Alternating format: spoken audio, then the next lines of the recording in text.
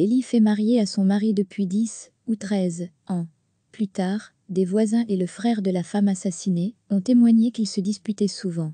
C'était également le cas le 12 décembre 2007.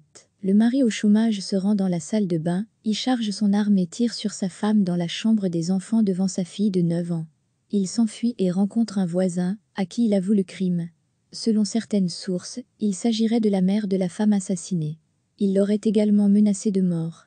La voisine ou la mère alerte la police et une chasse à l'homme est immédiatement lancée. Quelques heures plus tard, l'auteur du crime se rend à la police de Wetzlar, peut-être sous la pression de parents, chez qui il a essayé de trouver refuge. Il avoue le crime, mais prétend avoir entendu des voix dans sa tête.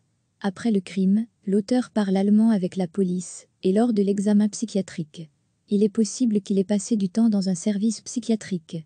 Cependant, plus tard au tribunal, il affirme qu'il ne parle pas allemand et qu'il a besoin d'un interprète. On demande à plusieurs psychiatres comment évaluer la prétendue psychose de l'homme. Il existe plusieurs rapports sur leur jugement. L'un d'eux indique que l'auteur, après avoir pris de faux médicaments, déclare que sa maladie s'est améliorée. L'affaire n'est pas claire.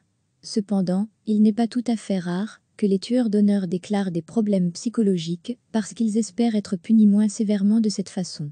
Sur ZDF, le frère de la femme assassinée, Velibé, a témoigné que la violence domestique et les menaces de mort duraient depuis longtemps dans le mariage.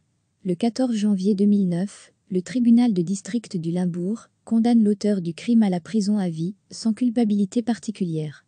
L'auteur fait appel, qui est rejeté par la Haute Cour fédérale en septembre. Elif n'est pas le vrai nom de la victime. Merci d'avoir regardé cette vidéo et de nous aider à construire une grande base de données d'histoire sur les crimes d'honneur. Veuillez vous abonner à notre chaîne Crimes d'honneur sur YouTube.